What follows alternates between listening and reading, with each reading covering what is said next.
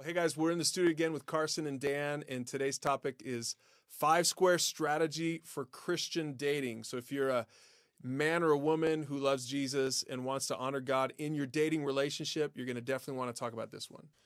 So square one, just dating casually. You know, you're not exclusive. You're just out to meet people, maybe taking someone on a date, maybe going to group. You know, just having fun at this point.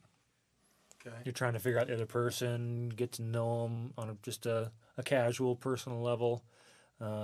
Just trying to see, what they're all about. If there's any chemistry between you two, if it's boring, if it's fun, if just getting to know the person. So can you go out with more than one girl casually at this stage? Yeah, I think you can. You want to be careful. Have emotional boundaries. You don't want to be leading anyone on, but you're not committed at this point. So I think that'd be okay.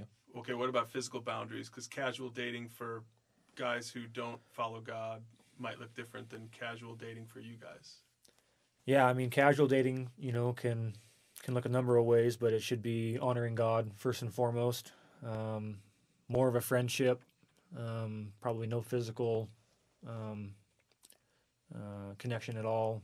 More just trying to get to know each other and really just seeing where things go, seeing if you have a good time, if there's red flags from that point. Yeah. Okay, so what's square number 2 then if you're ready to move forward?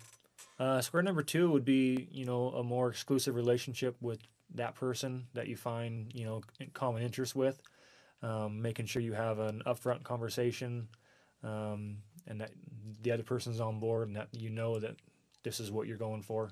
And how do you know that? What are some questions you want to make sure to ask before you move on to that second square?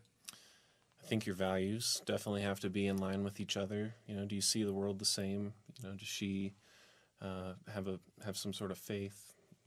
Okay, so if she doesn't have a biblical worldview, are you going to pursue that relationship with her? Just like Dan said earlier, our goal is to honor God. So I'm, not a wise thing to do. Mm-hmm. Yeah, it's not an easy thing to try to date someone that doesn't have the same Christian compass that you do. It makes it really tough to honor God if you're the only one doing it. What if she's really hot? Well, the answer still stands. Yeah. All right, well, what's the third square then? What's the third square for dating? So square 3 would be courtship. This is a little bit more than just dating exclusively. You've already got to know the person.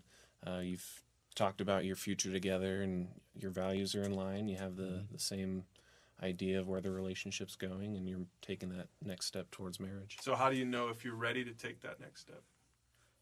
You want to make sure that other people have been involved in the relationship, either a mentor, your family, some close friends, and they see it being a good relationship.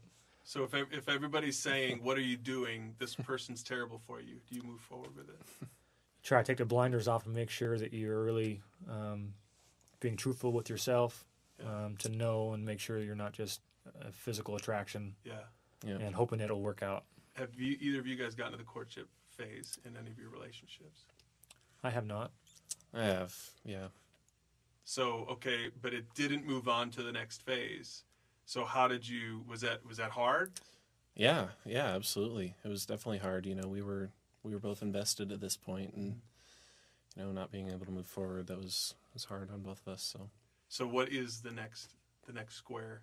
So the next square, moving on from 3 to number 4 would be, taking that next step to an actual engagement. I think the steps between, being exclusive and courtship should take some time. You should really be patient with each other and, enjoy the time you have with each other before moving on to an engagement, because once you hit to an engagement, it's going to be really tough to call it off. That can really, have some emotional damage and be tough. So as guys, do you think engagement should be long or short?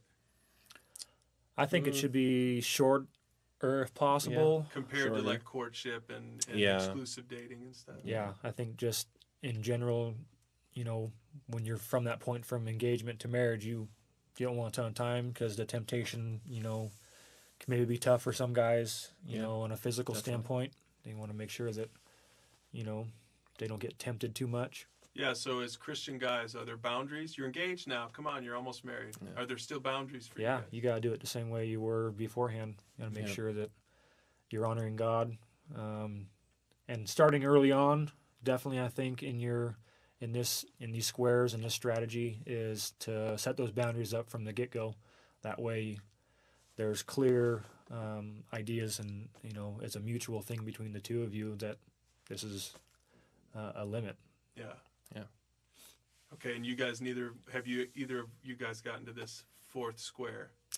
Nope. So this is I'd all like to someday. Yeah, All someday. theoretical. This is all theoretical. Yeah. Do you want to put your numbers on the screen for the girls out there watching this video? All right, so what's the fifth square? What's the last one? So square 5 is marriage. You got there. You made it. Yeah. If you've done all these previous squares, you've done them right, you've been patient and, seek God through the entire portion, you're on your way to a good start to a great marriage.